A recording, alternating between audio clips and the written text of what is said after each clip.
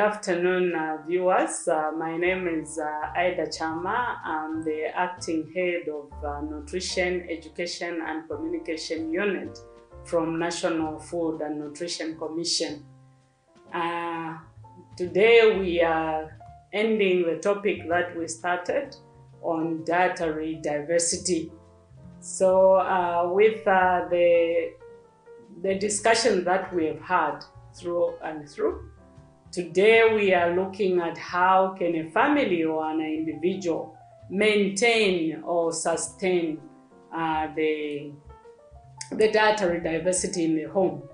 Most of the people would say, of course, you are talking of these 6 food groups. It's not easy for someone to buy all those foods from the shelf and have them in the home. Ensure that you have all the foods that we are talking about. We know that times are hard and resources are hard to come by, but still there are certain foods that we can grow within our premises. A lot of people, like in towns, they are talking of not having the space where they can grow the food, but we are saying that you can have a few things grown in your flower pots. I know there are people who are flower lovers, and we are not saying do away completely with the flowers, but we are saying you can have certain pots where you grow the crops, where you can harvest maybe certain vegetables. For instance, you can have a flower pot where you are growing your sweet potato leaves. You can harvest some from there. Those who are privileged to have a backyard garden, if you have one stem of pumpkin leaves, you'll be able to harvest from there and complement your diet. There are others with the adequate room at the home where they stay. You can rear a chicken where you can be having some eggs. You can even slaughter a chicken once there are many, and those will be complementing your diet. And there are other foods that you can purchase from the market. But we all know that, of course, resources might not be adequate to ensure that everything that you are going to eat at home, you need to buy. What you need to do for you to maintain the dietary diversity in the home, you need to have different sources. You can produce within your homestead. You can again maybe purchase from the market. So these are different sources where you are saying we need to use them so that we ensure the dietary diversity that we are talking about can be met. Every Zambian needs to have a quality diet. So own production actually, it's a better source. Like if you see in rural areas, a lot of people actually, the food that they consume come from the fields where they grow. Even the maize, the cassava, the millet, the rice comes from there. A lot of vegetables come from there. But of course, there's one other avenue that we can look at also. The non-forest timber products. These are non-timber forest products which you get from the wild. Collection of foods from the wild. Foods like mushrooms, foods like caterpillars, certain insects. Those can be collected from the wild. So that's another source that we are thinking of, that apart from production and purchasing, we can also collect certain foods like the ones I've mentioned from the wild. Those who are privileged to be there, of course, these foods are seasonal. The time when they are in season, you can be able to collect such type of foods, and they will help to complement. Even fruits, sometimes we have the palm fruits, those that grow wild. You can harvest those, they are good fruits. We have several others that we have in Zambia. of course, like I said at the beginning of this topic, dietary diversity, that Zambia, it is in regions, provinces. You will find that certain foods are found in certain areas, and certain fruits are grown in this area. So those are the areas that when the foods are in abundance, some can be channeled on the market. Others can be collected for household use. And then plus what you are producing from the fields, then the money that you realize or the income that you have within your home, then you can supplement and buy from the open market. So dietary diversity can be sustained in most homes. And if you look at the 6 food groups, each group has various types of foods. So meaning that when you want to make a diet, you have to look at the foods that are available within your area according to the food groups that have been outlined already. So this is what we are saying, that it's easier, or it's affordable, or it's something that is attainable for most of us to have a dietary diversity within the household or at individual level. Sometimes it's due to bad choices. Even if you have money, you find that you'll be rushing to the fast foods. And we know that fast foods are full of fats. Fast foods are full of salt and sugars. So we are saying these are the main culprits, especially in trying to, a lot of people become addicted, and they cannot even chew a fruit. They cannot even eat the vegetables that we have. Even if the meal has been provided, you'll find that a lot of people eat just the protein, and then they'll also just eat maybe carbohydrates. When it comes to the protein, to the vegetable part, they will leave a lot of vegetables on a plate. So we are saying that please, let's try to maintain dietary diversity. It's not to show on a plate, but it's for consumption. When you eat, then we are sure that we are keeping ourselves in a healthy and better nutrition status. We are also trying to avoid these non-communicable, diet-related non-communicable diseases like diabetes, like hypertension. So when you eat healthy, then you are assured of your health to be good. So we need to eat good food by ensuring that in all the 6 food groups we consume at least one food in 24 hours. Then we are assured of health eating and health living. To us from National Food and Nutrition Commission, we are leaving a word with you to see: eat wisely and live healthy with good nutrition status. Hey, join me, Amazing Katamanda, on the Weekly Gospel Show for those exciting and interesting interviews with your favorite gospel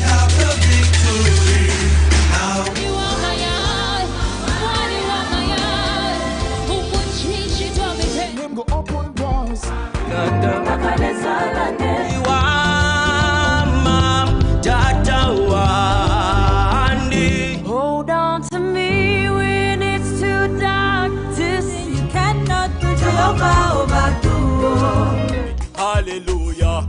And this time around, we are bringing to you entertainment news and the countdown, as you guys are able to nominate your top 3 favorite music videos of the week.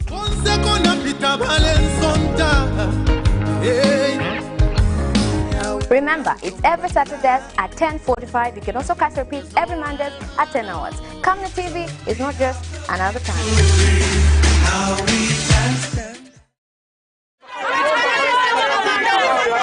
For immediate coverage of any breaking or latest news in Zambia and around the world on Camnet Television, call the numbers on your screen.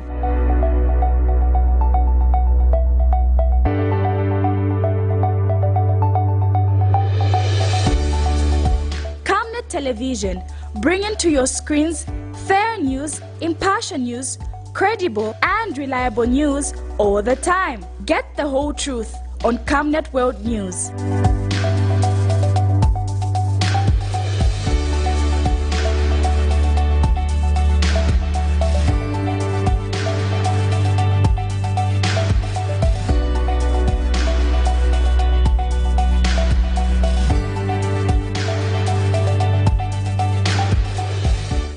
Television, not just another channel.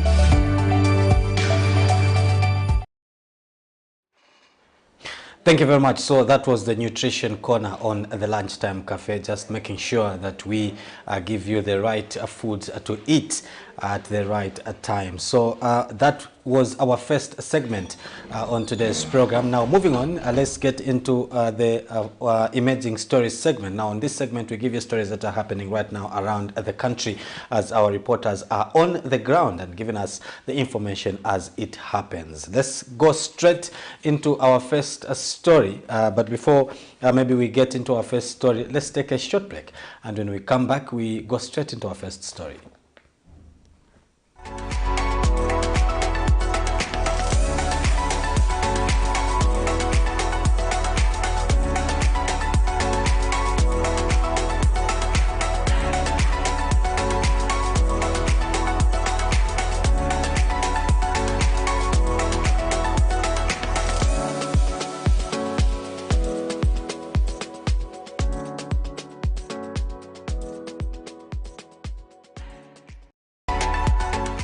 Welcome back. So as we did indicate earlier, this is the segment that gives you information of the stories that are happening right now around the country, as our reporters are giving us the updates. Now let's start our emerging stories segment with a story coming from the Anti-Corruption Commission, which says the Anti-Corruption Commission has revealed that it has been receiving requests from some officers from the Ministry of Finance to pay back the money they illegally obtained. Now, speaking during a second quarter briefing on the fight against corruption, SEC Head of Corporate Affairs, Timothy Mono, says the Commission is currently analyzing the requests and may grant them in accordance with the Anti-Corruption Act. Let's have a look at this. As you are aware, the Commission has been investigating public officials at the Ministry of Finance and National Planning, which resulted in the arrest of over 20 officials for making false payments, for fictitious activities, and theft of public funds. Those arrested included the former Auditor General, Dr. Dixie Chembe, the Accountant General, and 2 Deputy Auditor Generals. A few weeks ago, the Commission effected an arrest on the Permanent Secretary at the Ministry of Finance, Mr. Mukuli Chikua. He has been charged with multiple offenses involving over 2 million kwacha. The offenses include abuse of authority of office, willful failure to follow procedure, applicable procedure, and theft by public servant. And this is contrary to the laws of Zambia. Mr. Mkuba has since been released on bond and he is expected to appear in court soon. In addition, the Commission has also arrested the Director of Internal Audit at the same ministry, Mr. Francis Ngwenya. Mr. Ngwenya has been charged with the same offense of abuse of authority of office, willful failure to follow applicable procedure, and obtaining money by false pretenses involving over 1,044,000 kwacha. And these were in form of allowances and contrary to the laws of Zambia. Mr. Ngwenya has since been released on bond and is also expected to appear in court soon. And still on this same matter, you may wish to note that the Commission has been receiving requests from some of the Ministry of Finance officials to pay back their illegally obtained funds. The Commission has been analyzing these requests and may grant them in accordance with Section 80 of the Anti-Corruption Act, number 3 of 2012.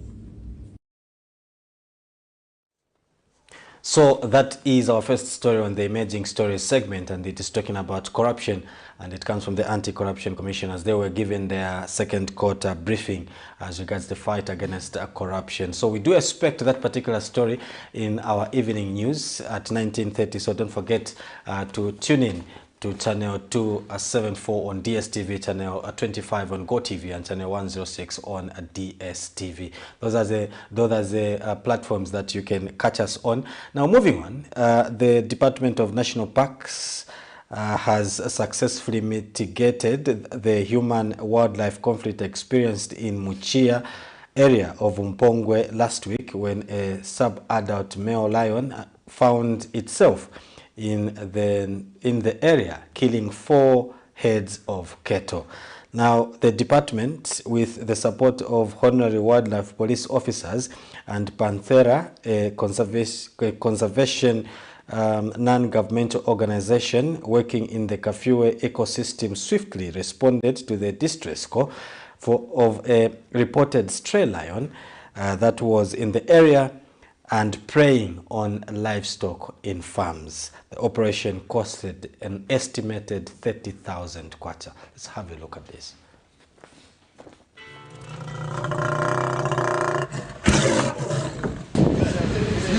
No, let them take the single cable. So the cage is too long. So they use a single cable. Double cable follow with double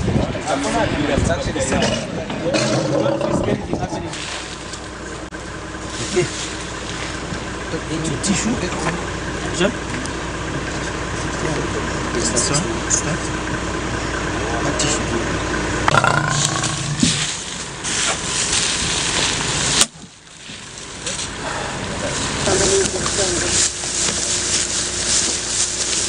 I have a very small stand. We continue having cases of human-wildlife conflicts, and the most recent one is the case we are just dealing with now, where a lion found itself in Machia of Mpongwe district. It was a struggle, but we managed to capture the lion, which found itself in the community, threatening the life of livestock and also that of humans. That also includes threatening, the life of itself, wildlife. We stand for conservation, and we successfully managed to capture this lion alive and brought it to the Kafue National Park, where we feel when it is released, to have a better chance of survival. There are many ecological considerations that we did before the translocation of the animal, and we are sure that where we are taking it will have a chance of survival, unlike it being in the community. So that is about human and wildlife conflict in Machia area in Mpongwe on the Copper Belt. So moving on, we now move to a story where government has reaffirmed its support for the cotton industry because its potential to contribute to the creation and economic growth of the country. Now, Minister of Agriculture Ruben Mutolo-Piri says the government will fully support the Cotton Board of Zambia in its quest to grow the cotton industry. Now, Mr. Piri notes that the cotton sector has the potential to contribute 50% to the country's gross domestic product. It starts with production. If you are going to have what has happened, for example, just the other year we had, I'll give rough figures, we produced about 21,000 kgs, 21,000 metric tons of cotton. All right, 21,000 metric tons. And this year we are estimating, because there was a good price, there was 15 kwacha per kg. This year we are estimating that we would be getting 60,000 metric tons. Look at the jump there. That's 3 times. Okay? If this figure could progressively increase, for example, then it jumps and it gets to from 60. If we had 20, it gets to 60. Just even by twice the 60, you get to 120, or by 3 times, you get 180, close to 200,000. Then the contribution to GDP will also start becoming significant. So it is as simple equation as that. We need the production to prop up. Not only that, we need to encourage more geners. Within the board, we have geners. We need to encourage more geners. And it shouldn't end there. We should not just gin our cotton. We need now to have this ginned cotton turned into fabric. Let me make it easy for understanding. Into the final phase of textile, we need the chitenje to be produced. We need the material, the rolls of material to be produced. So if we want curtains, we should be getting from here in Zambia. Then to get real value, those rolls of material should be turned into dresses, trousers, and other garments. Then we shall have the real benefit. It's not a dream. We were there. We lost it along the way. We want to get back where we were. So it's a question of just getting back where we were. Thank you.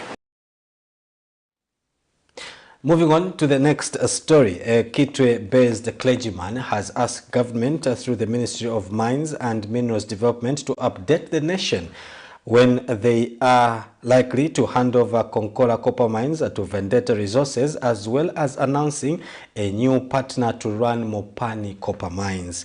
Now, Pastor Charles Chidensha of Christ My Life Ministries in Kitwe says the month is coming to an end and people, more especially Copperbelt residents, are eager to hear the government make these major pronouncements.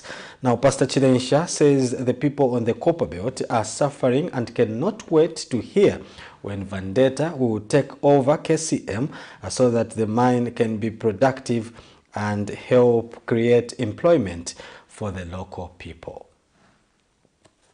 The government, through the press statement made by the Minister of Mines as well as the Minister of Finance, promised us that by third week of July, they will have handed over Mopani Copper Mines PLC to the bona fide investor, the would-be investor, as well as KCM will have been handed over to Vendetta Resources. We want the minister to tell us, address the nation, and tell us when you are actually doing this, because people on the Copper Belt are really suffering, and we need an answer. We need an answer expeditiously. We have been waiting, and you promised us, so please leave and talk, walk your talk, and talk your walk. That's what we want. Thank you so much. And in our last story on this segment, Muchinga Constituency Member of Parliament Emmanuel Banda has charged that the country is on the right economic recovery path despite the current economic hurdles that the citizens are faced with. Now, he says that the debt restructuring program is an indication that the country is on the right economic path. He says the country will see a lot of economic benefits in the coming years as the debt restructuring will give relief and allow other economic projects to be undertaken. In my view, the UPND is governing this country very well because, you know, they have got set up goals and they are not swaying away from their goals, regardless of what these opposition people say, but they have maintained their direction. And on the economic recovery, you know, as I said even during the TV interview, that, you know, Zambia was highly indebted. Up to now, we still have a lot of debt to clear, but the President of the Republic and his team of ministers and those aligned to the same area have managed to negotiate and have some of the debts, you know, restructured. So this will give us as a country some relief in how we are going to spend. That's why I expect a lot of good things in the next budget of 2024. And all these things that are being complained about now, people understand, and they should understand that the budget that we are running through now was formulated at the time when we didn't have enough money. We were still negotiating for debt restructuring. You know, it's like we are still tied up. We didn't know which direction to go. So, but we are surviving. But come 2024, a lot of things will have started changing. Thank you very much. So those are the stories that we had for you on the Emerging Stories segment. And now these are the stories that we do expect to make the cut on our 1930 evening news today. So do make sure that you tune in to channel 274 on DSTV and channel 25 on GoTV, and on Topstar we are on channel 106. And also remember that we broadcast to you live on our YouTube channel, which is Camnet TV, and also not forgetting our Facebook page, which is also Camnet TV. We are also live on TikTok. So you can get our news on any of those platforms at exactly 1930, where you will find the details of the stories that we have just given you on the Emerging Stories segment. So we now take another short break, but when we come back, we'll be getting into the Forgotten Stories segment. Get all the latest updates in court news only on Camnet TV. We take you and make you feel part of the court sessions through our in-depth coverage of the adjudication process. Get informed on those who have been arrested, delayed and denied the police bond or bail victims, persons taking plea, court adjournments, verdicts, and those administration issues in the judiciary. Camnet TV is on channel 274 on DSTV, channel 25 on GoTV, and find us on channel 106 on Topstar.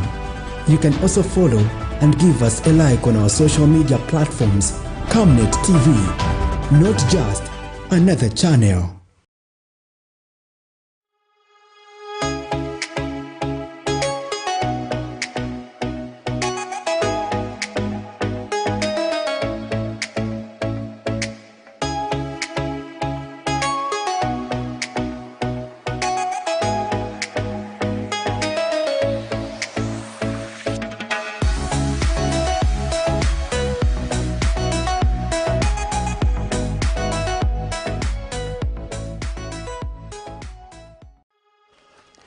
Welcome back. Now this is what we call the Forgotten Stories segment. Now on this particular segment we give you stories that happened a few years back, just to refresh your memories and remind you of where we have come from. And today we start in 2020 when the Minister of Local Government and Housing, Charles Banda, suspended the operations of the Lusaka City Council and the Kitwe City Council for illegal allocation of land. Let's have a look at this. The wrangles between two leaders in Matero have yielded what others may call positive results. The authority has acted against the illegal land allocation in Matero Ward 28, Emersdale area. Last week, after a video circulated of two leaders fighting over a piece of land, ministers of land and local government visited the named site and discovered that the council erred in allocating the pieces of land and temporal permits, including those that wanted to extend their yards. In this process, the two ministers discovered that the process in questions were not fit for any development. Minister of Local Government, Dr. Charles Banda, has since suspended the operations of Lusaka and Kitwe City Council for illegal land allocation away from their mandate for a period of 3 months. In this, the authority will investigate the matter in both councils to ascertain the extent of illegalities. Dr. Banda says all those councillors found wanting will be punished. I wish to announce now that I've suspended the Lusaka City Council for 3 months to give us chance to correct the ills that are in that council. May I also announce that I have with immediate effect suspended Kitwe City Council so that we are able to go in and correct the ills. And I'm hoping that in that 3 months, as we try to put things correct, our friends are going to have an introspection and come back as better councillors and civic leaders in those very, very important institutions. Apart from that, let me also send a warning to other councils that are in this habit of perpetually wanting to be on the wrong side of the law, that we're not going to spare anybody.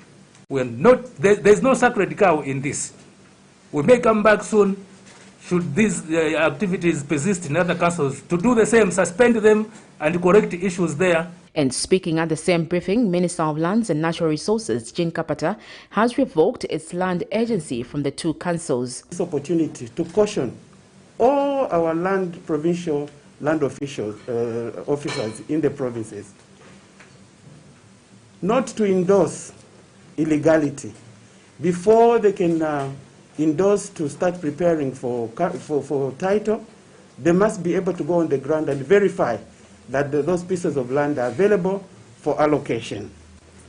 So having said that, I also want to add that as Minister of Lands and Natural Resources, we are withdrawing our agency, the agreement that we had under Circular 1 of 1985 from Lusaka City Council and Kitwe City Council for 3 months until further notice. We need to do an audit in those districts. Meanwhile, Lusaka Province District Commissioner says the government will not allow any illegalities to take place under their watch. That does not mean that the government is not there. The government is there to ensure that all the services are rendered to the people and the community of Lusaka in accordance. What we are now trying to advise our friends outside there, those especially who are in construction and those who have got the money to do the construction, is to ensure before you do the construction, be certain that you have the document in place. You have the authority to build. Because this issue of just building anyhow is not there. The government cannot tolerate, and we're not going to allow this kind of behavior. People, when they want to build, no, Lusaka is a well-planned settlement now. In this 3 months period, the minister will appoint an officer to oversee the happenings of the councils while investigations take place. The suspensions include Lusaka Mayor Mao Sampa and Kitwe Mayor Christopher Kangombe and all the councillors in the two respective councils for a period of 3 months. Sharon Kalimbula, Camnet News, Lusaka. So that is the story that we picked from 2020. Now, in the same year, 2020, the then ruling Patriotic Front directed the Lusaka City Council to stop charging wheelbarrow pushers and directed the council to send the bill to the Patriotic Front. Let's have a look at this. The Patriotic Front Party has told Lusaka City Council LCC to quit taxing wheelbarrow pushers and direct the bill to the ruling party if there is any. Speaking at a press briefing held in Lusaka, PF Secretary General Davis Mwila says the ruling is a friend of the poor and additional burdens on the poor shall not be accepted. I've always stated, colleagues, that this is a poor party and we always stand with the poor. And there was a decision that has been made by Lusaka City Council, which the party is not in support, where those are pushing wheelbarrows, or they want to start charging them, and the party is not in support of that, and we expect Lusaka City Council to reverse the decision that they've made. If they insist, let them bring the bills to the party. The party Secretary General says the party expects the council to reverse its decision of taxing wheelbarrow pushers. Mr. Mwila says these men push wheelbarrows to earn a living and the council should refrain from trying to make their living more difficult. Constance Mwemba reporting for Camnet TV News, Lusaka. But muri weuba muri be business irimo mwanga nowadays nchito inavuta chifukwa cha corona muri be chetipeza uzapeza ti penangu days unasevenze uzakomboka so chako yo day wapangako nikapena 20 kwacha then mwine wachi weuba afu nikandira mana 17 kwacha timalipira every day. The idea of beginning to tax wheelbarrow pushers has not sunk in well with some of the wheelbarrow pushers, especially members of the general public. The Zambian economy is harsh as Zambians are being taxed out of anything. Prices of commodities are high and many are unemployed, especially in this global pandemic. 26th of July 2020, the Lusaka City Council released a statement indicating beginning the 1st of August 2020, wheelbarrow owners will be charged an amount of 5 kwacha for each modified wheelbarrow used for public transportation of goods. This was aimed at so the merchandise for traders can be protected. According to the statement, it is believed many customers to the wheelbarrow pushers have been complaining of many of their goods being lost. Now, some of the wheelbarrow pushers have asked the council to revisit this decision as they will fail to survive the harsh conditions of life. They say no much is made in a day out of pushing wheelbarrows. They have revealed they make about 50 kwacha per day but have to pay 10 kwacha to the wheelbarrow owners on a daily basis. It depends na customer amena alili na jani amena aenda na kusiana kwa ma customers. Like for instance, muma panga zingata kisini. Ngati wasebenza bwino maybe 50 kwacha, maybe socha bengati ya kosa na 0 na 20 kwacha socha. Iyo ngani ya taxi iri bwino, but isafike monga like 5 kwacha, 10 kwacha because maybe 20 pesa. So at least matifika ya ma 3 kwacha na makadi. Just in case ma road ya mamoto kapaka na hivi sama mabungiwa vija tikabungana olo manje ngani otiti pilisa na series apa meno but ma taxi eve ngale chabe bulu side kwatu taiona bwino okay jemushi kwa hiyo mapanga ni jat ili onse chap singa gambe ati napanga pangaso ikonga na chito na day so ikomushta woka azatandiza kai just in case manga taxi itabunga motoka takakuna kajama taenda kuja ku polisi atitandiza kubali yameti panga but mawubarozi yanu yamakala yali registered yasite oh sali chabe bun uza koti okay so mfano baba toko ya mabara kudara yenzoenda mushe manje masiku anakulibe anapaka mabara pena ngwapo okomboka na 20 kwacha ukule ndio ukule chani tumise marasha manjo pasi na taxi so babara niambire anapaka maningi mabara ina ngankala chota chito kulibe bena mabara 10 kwacha kuliba per day 10 kwacha so data mimi nikaambia kuta kapela okay maybe ingakwa nisike manje chito madezi anakulibe kwamba che chirunga but wakabatabe maybe 2 kwacha bakwanise wanu manje mtu akomboke na 20 kwacha 10 kwacha alipe kuchani taxi mishi lipe. They say if they impose a tax on them, it means they have to pay more while they earn less. According to the council, the wheelbarrow owners will now be required to clearly label each wheelbarrow with a unique identification number, and the list will be submitted to the market management. Constance Mwemba reporting for Camnet TV News, Lusaka.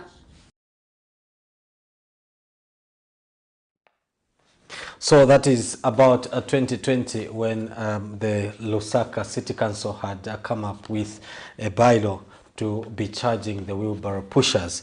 Now let's move on. In 2021, the Inspector General of Police Kakoma Kanganja directed the police to ensure that all political parties adhered to the COVID-19 regulation. Now this was received with mixed feelings from various political parties. Let's have a look at this.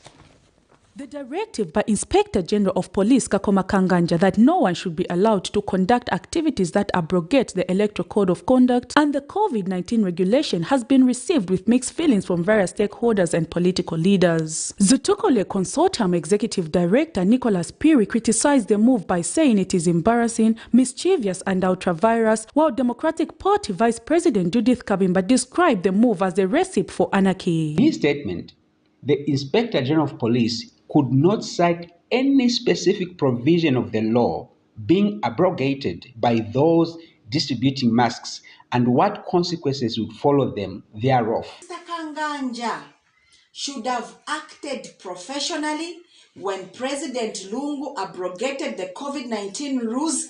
When he went to Bauleni, he went to Mtendere, he went to Kalulushi to distribute masks. But police spokesperson Esther Katongo says it is shameful that leaders aspiring for political office do not understand the provision of the law by trying to compare themselves to a sitting president. For us as police, we don't regulate the activities of His Excellency the President or the Republican President. Even the Public Order Act, which we use, to regulate public activities, exempts the President of the Republic of Zambia, whoever it may be at a particular point. So, those people who would want to copy what the Republican President is doing, they are doing a wrong thing, because the President, the law allows him to conduct his activities freely. He says tear gas canisters will continue to visit all those who will be found abrogating the law going forward. Don't say because the President went to a market, I'll also go to the market. We are going to smoke you with tear smoke, or we are going to arrest you. And don't say, why didn't you arrest the Republican President? He is not subject to the provisions of the Public Order Act. We are enforcing the laws which were given to us by you, the people of Zambia. And when asked how door-to-door campaign activities are supposed to be conducted without attracting the masses for those political leaders with huge followings, Mrs. Katongo had this to say. Conducting the door-to-door campaign. And actually it's even easy for you, as crowds are mobilizing, you tell them to say, we will not need people to be following us, and people will take heed. So there's nothing difficult with that. It has been going on smoothly in most instances, and we haven't had a lot of problems. Those that are attracting crowds and they are saying, no, people are just following us, it is their intention that people follow them, and they are happy with that, which is wrong. Prudence Chota, reporting for Camnet TV News. So that is about the issue of the Public Order Act in 2021, when various political parties thought that all the political parties were not supposed to be gathering crowds as they were headed for the 2021 general elections. But unfortunately, there are some political parties that thought that they needed to mobilize, and they did this mostly through the distribution of face masks as a way of protecting the masses from the deadly COVID-19 virus that had wreaked havoc during that particular time. Now, we take another short break, and when we come back, we will be concluding the program.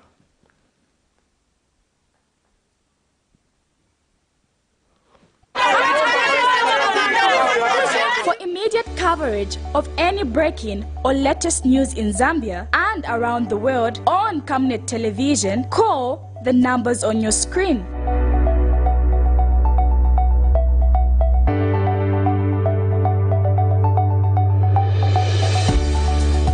Camnet Television, bringing to your screens fair news, impartial news, credible and reliable news all the time. Get the whole truth on Camnet World News.